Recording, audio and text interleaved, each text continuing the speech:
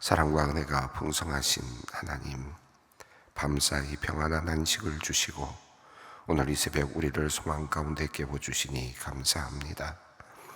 모든 사람에게 구원을 주시는 하나님의 은혜가 이 아침 우리 심령에 가득하기를 소망합니다. 우리를 모든 불법에서 속량하시고 깨끗하게 하셔서 주님의 친백성으로 삼아 주셨으니 오늘 하루도 세상의 정욕을 버리고 신중함과 의로움으로 주님 앞에 서기를 원합니다. 다시 오실 주님의 영광을 기다리는 마음으로 우리에게 맡겨진 삶의 자리에서 선한 일에 열심을 내며 오직 주님의 기쁨이 되는 거룩한 하루가 되게 하여 주시옵소서.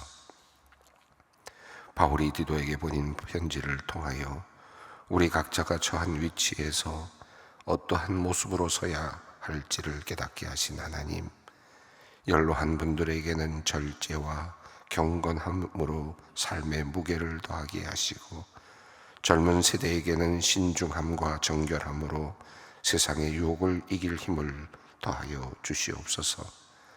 우리 공동체가 단순히 지식을 나누고 배우는 자리가 아니라 서로가 서로에게 선한 본보기가 되는 성숙한 공동체가 되기를 소망합니다.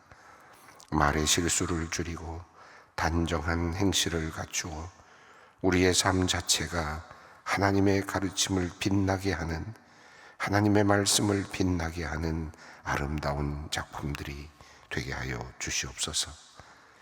하나님, 내 주 하나님, 넓고 큰 은혜는 저 큰 바다보다 깊다 찬송의 고백처럼 우리를 향한 하나님의 사랑은 끝이 없음을 믿습니다.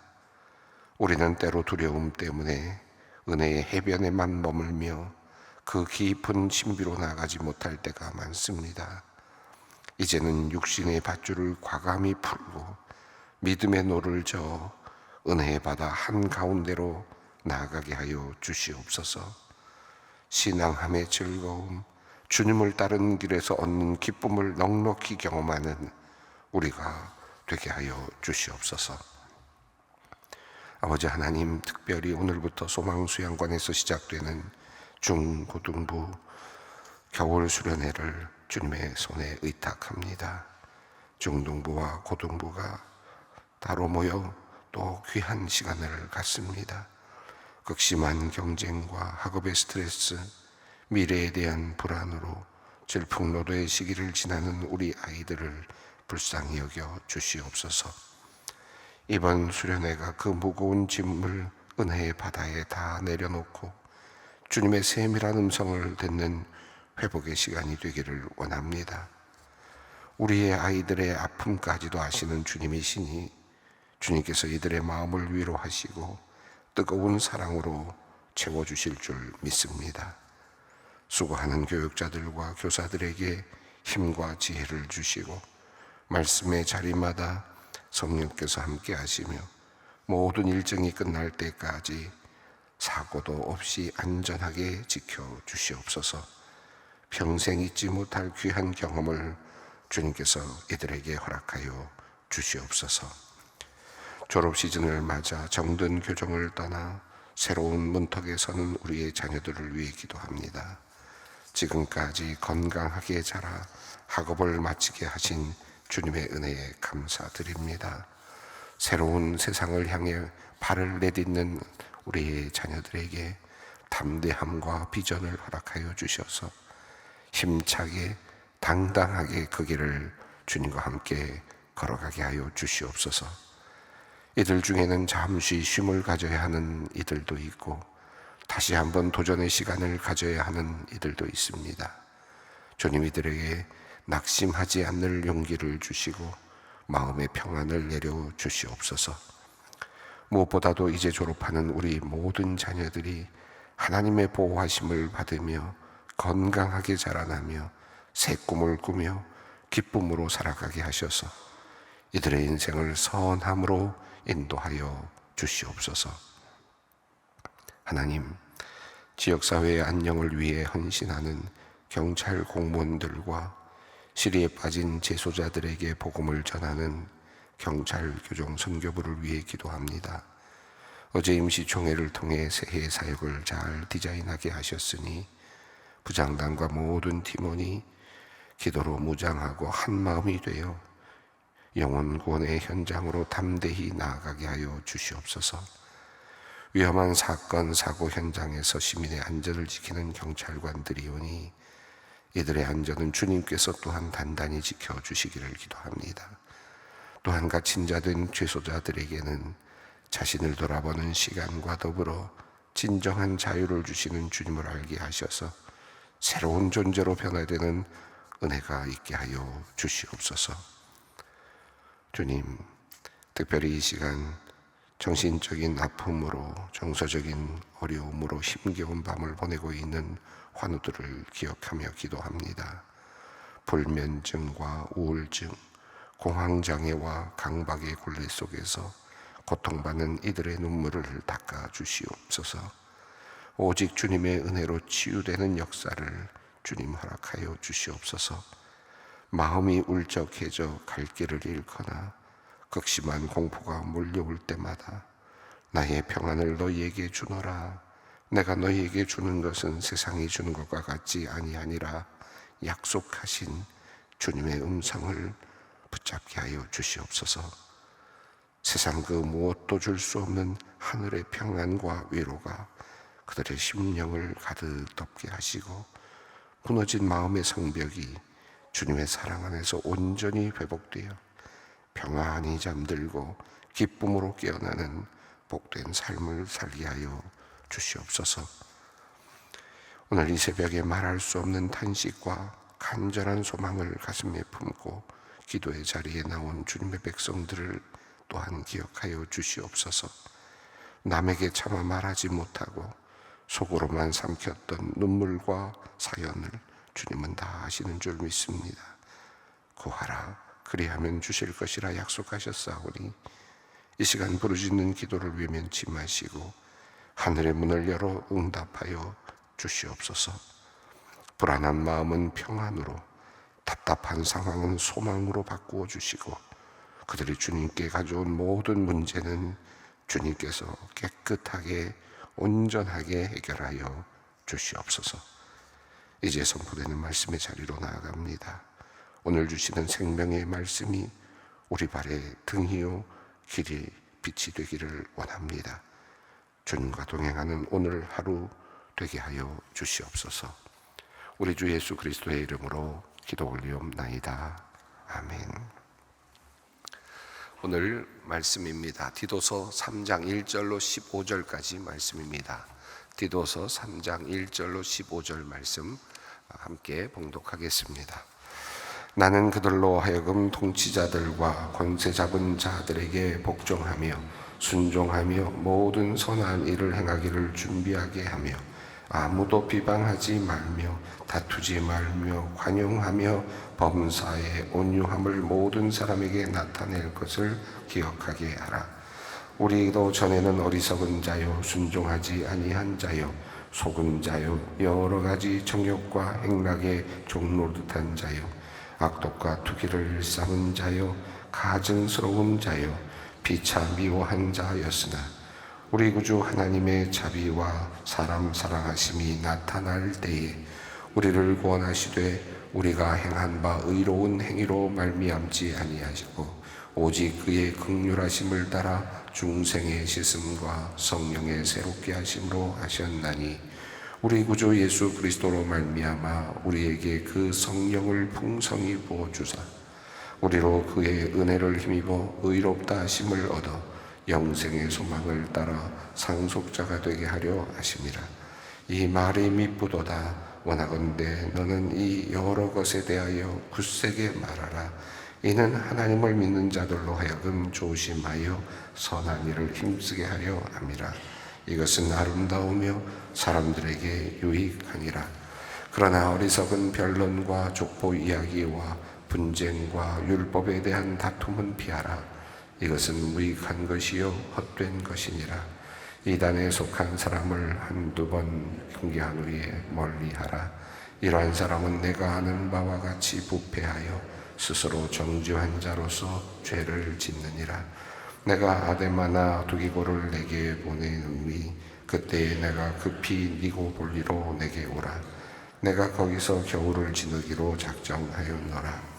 율법교사 세나와 및 아볼로를 급히 먼저 보내어 그들로 부족함이 없게 하고 또 우리 사람들도 열매 없는 자가 되지 않게 하기 위하여 필요한 것을 준비하는 좋은 일에 힘쓰기를 배우게 하라.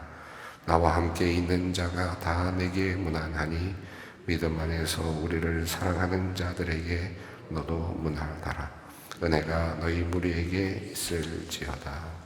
아멘. 예, 디도서 마지막 부분입니다.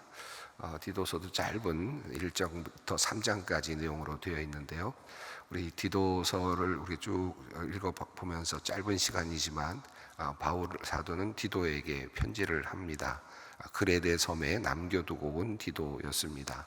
디도에게 맡겨주었던 일은 바울이 먼저 떠난 후에 디도가 그곳에서 교회를 이제 보다 더 분명하게 세워가고 교회의 리더십, 교회의 지도자들을 세워가고 또 교회 성도들을 잘 독려해서 그 안에서 신앙생활을 잘 하게 만들고 이제 또 바울에게 오도록 하기 위함이었습니다. 그러니까 바울이 하려고 했던 미진했던 문제들, 아직 다 완성하지 못했던 문제들을 디도에게 맡기고 이제 떠난 것이었죠. 그리고 디도는 그 일을 이제 맡아서 하게 됩니다. 이 디도서는 바로 바울 사도가 이제 디도가 무엇을 해야 되는지를 알려주고 있는, 그리고 부탁하는 그런 내용이었습니다.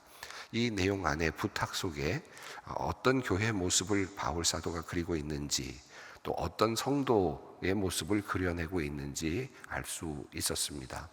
바울 사도는 지금 구체적으로 하나님께서 우리에게 주신 크신 은혜를 모든 사람들이 알게 되고, 그리고 그 하나님의 은혜를 따라서 그들이 각자의 자리에서 성실하게 그리고 아름답게 살아낼 것을 생각하고 또 그것을 요청하고 있었습니다.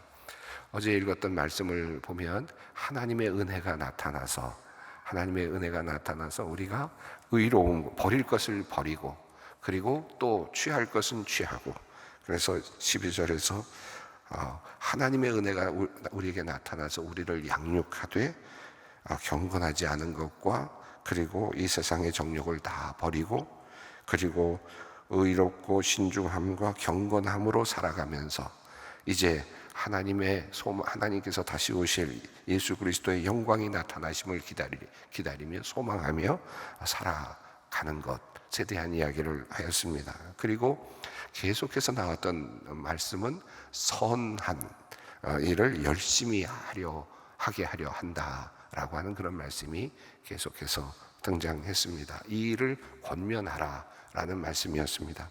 자, 오늘 말씀은 이제 이어지면서 그 모든 사람들에게, 그리스도인들에게 어떤 것을 가르쳐야 하는지, 그리고 그리스도인들은 어떻게 살아야 되는지를 이제 이야기하고 또 해야 될 나머지 미진한 내용들을 말씀하고 있습니다. 먼저 1절부터 2절을 함께 읽겠습니다.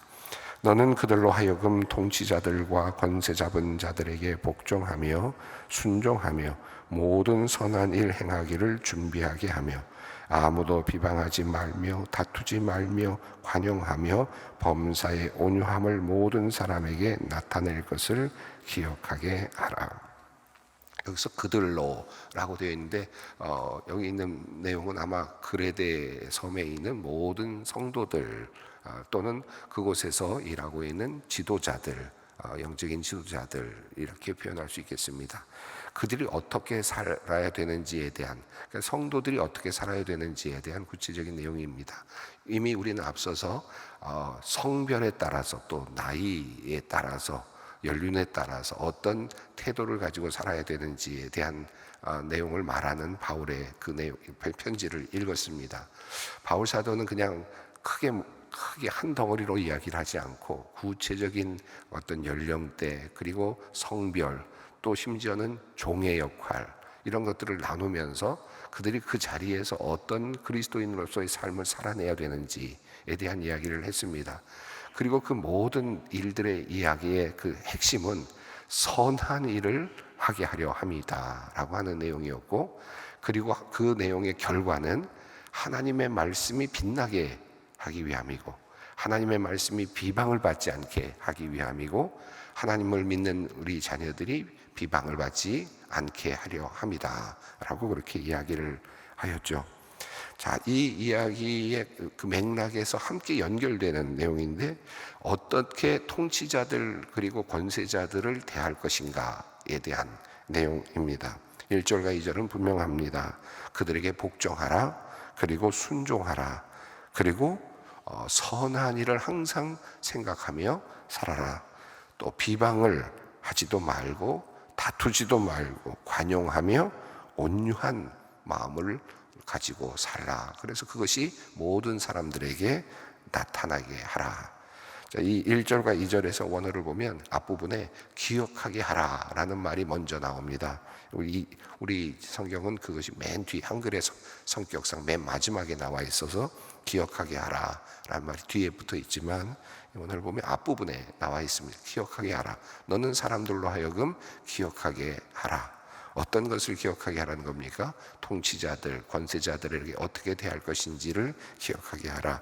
복종하게 하고 순종하게 하고, 그리고 또 그들이 어떠하든지 선한 일을 해나가면서 비방하지 말고 다투지 말고 관용하며 온유하게 살아갈 것을 기억하게 하라라고 이렇게 말씀하고 있습니다. 성도들이 어떻게 살아야 되는가에 대한 삶의 원칙입니다. 자, 이렇게 왜 해야 되는가 라고 하는 질문이 있을 수 있겠죠. 왜 우리가 이렇게 해야 되는가 라는 질문이 있을 수 있는데, 거기에 대한 하나의 이유를 3절이 말씀하고, 이후의 이야기가 또 그 내용들을 뒷받침하고 있습니다. 3절을 읽습니다. 우리도 전에는 어리석은 자요, 순종하지 아니한 자요, 속은 자요, 여러 가지 정욕과 행락에 종노릇한 자요, 악독과 투기를 일삼은 자요, 가증스러운 자요, 피차 미워한 자였으나. 여기 보면 여기 내용들 하나하나가 우리가 읽으면서 어느 정도 느낄 수 있는데, 과거에 우리가 어떤 자였는가를 먼저 생각하라. 그리고 우리가 어떤 모습이었는지를 먼저 생각하고, 그리고 죽을 수밖에 없는 참으로 비참한 상태에 있었던 우리가 어떻게 되었는지를 한번 생각해 보라는 겁니다. 4절입니다. 우리 구주 하나님의 자비와 사람 사랑하심이 나타날 때에. 여기 보면 이 4절이 특히 디도서에 보면 이 모든 하나님의 구원의 이야기를 하면서 우리가 믿었을 때 또는 우리가 믿게 되었을 때라고 하는 그런 표현을 하지 않고 하나님의 은혜가 나타나게 되었을 때라고 이렇게 표현을 합니다. 다시 말하면 모든 구원의 역사가 누구에 의해서 쓰여지고 있느냐 하면 하나님에 의해서 쓰여지고 있다. 내가 믿는 게 아니고, 내가 받아들이는 게 아니고, 내가 쟁취하는 게 아니라, 이 구원은 하나님께서 그냥 열어주셔서 나를 그냥 받아들이신 거죠. 나를 품으신 겁니다. 그런 의미로 표현을 합니다. 우리 구주 하나님의 자비와 사람 사랑하심이 나타날 때에 어떤 일이 일어났는가? 우리는 과거에 정말 참으로 못된 존재였는데, 그런데 우리가 뭘 한 게 아니라 하나님께서 스스로 그 은혜를 나타내시고, 그리고 하나님께서 나를 사랑하시는 것을 나타내실 때에, 우리가 구원받을 때를 의미합니다. 또 온 인류를 구원하시는 예수 그리스도의 그 성육신과 죽으심, 그 부활을 상징합니다. 의미하기도 하죠. 개인적으로는 우리 자신이 구원을 받는 그 순간을 의미하기도 합니다. 자, 5절 말씀을 읽습니다.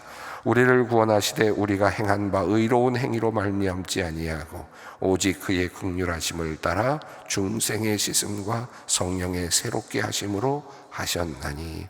하나님께서 우리를 구원하실 때 우리의 행위, 우리가 뭘 잘해서가 아니라, 심지어 내가 믿거나 내가 했거나 하는 이런 모든 것이 아니라 하나님의 긍휼하심을 따라 하나님의 입장에서, 하나님의 주권 안에서 우리가 은혜로 구원을 받게 된 것입니다.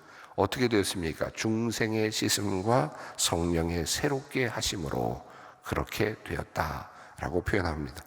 이 중생의 씻음과 성령의 새롭게 하심이라는 표현은 초대교회의 어떤 그 상황으로 본다면 세례를 받고, 물로 세례를 받고, 죄 씻음이죠. 정결하게 되고 죄 용서함을 받고 또 성령의 세례를 받는 이 두 가지 의미가 함께 표현되고 있는 듯 보입니다. 중생의 씻음과 성령의 새롭게 하심으로 새 존재가 된다라는 겁니다.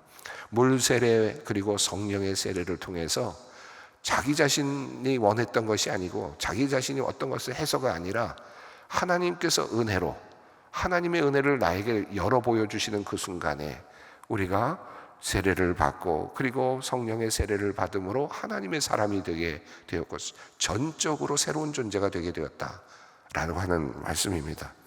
자, 그래서 전적으로 새로운 존재가 되었기 때문에 우리는 어떻게 살아야 되느냐?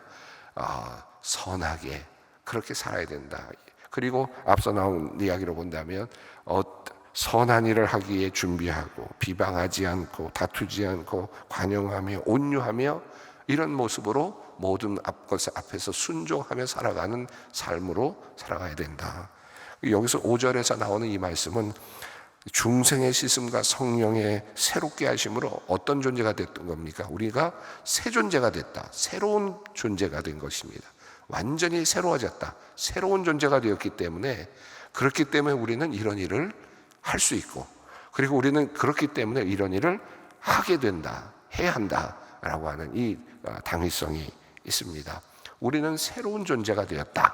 그래서 우리는 선한 일을 행하는 존재가 되어야 한다.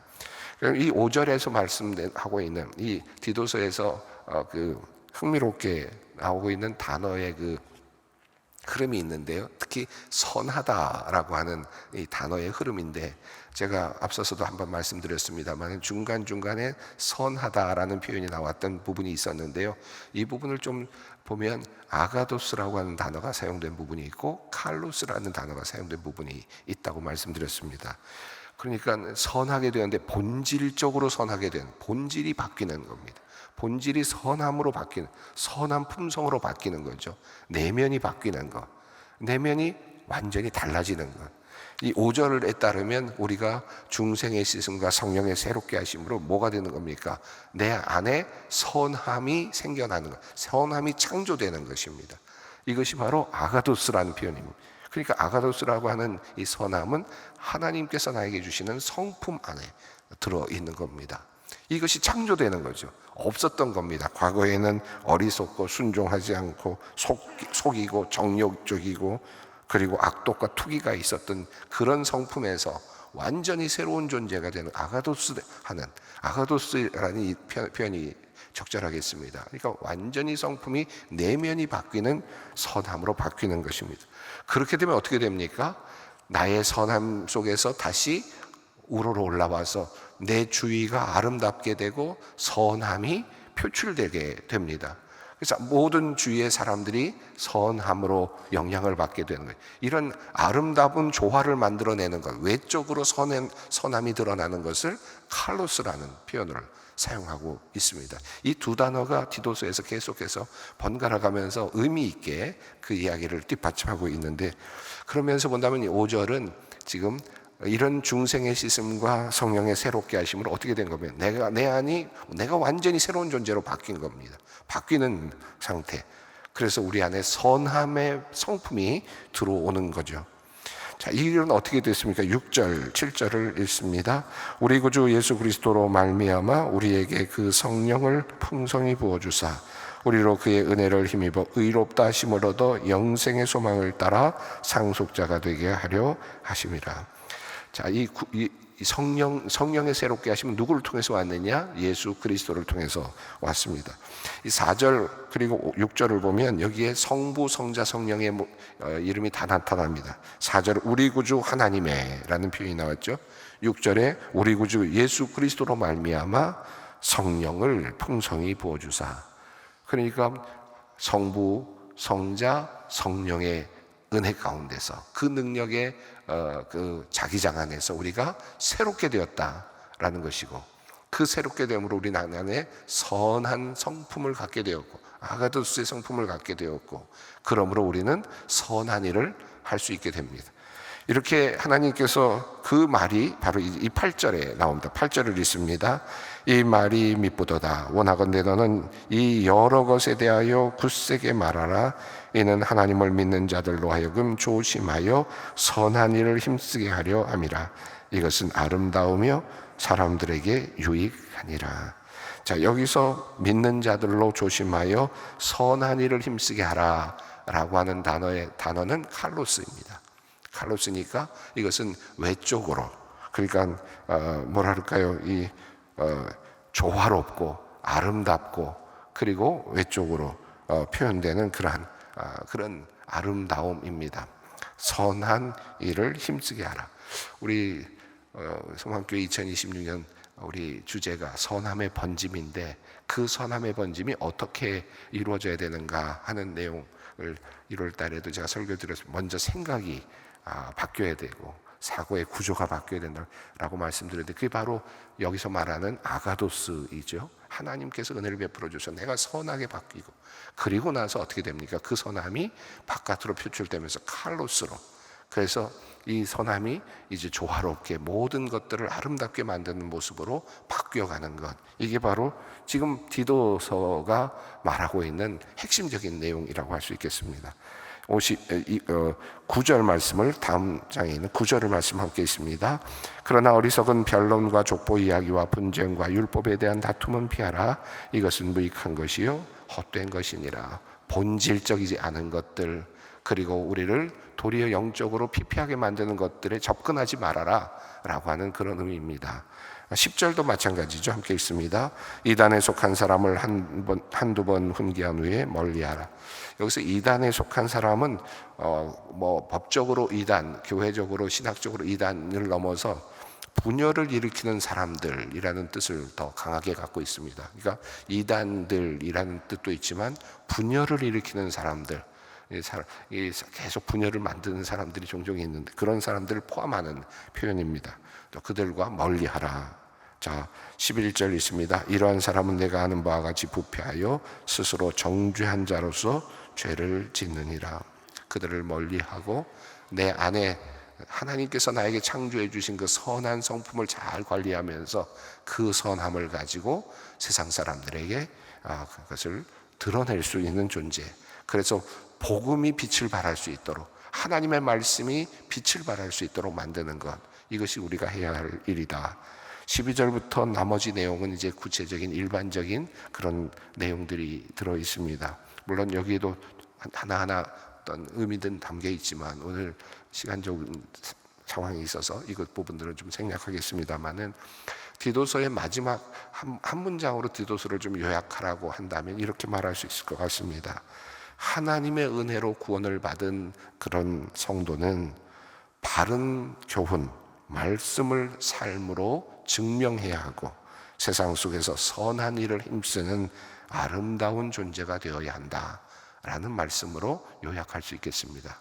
우리가 하나님의 은혜를 받았기에 그 말씀을 붙잡고 하나님의 말씀을 정말 믿고 그 말씀을 통해서 말씀을 삶으로 증명하면서, 그러면서 이 세상 속에서 선한 일을 하며 살아감으로 이 세상을 아름답게 만드는, 조화롭게 만드는 존재가 되어야 한다.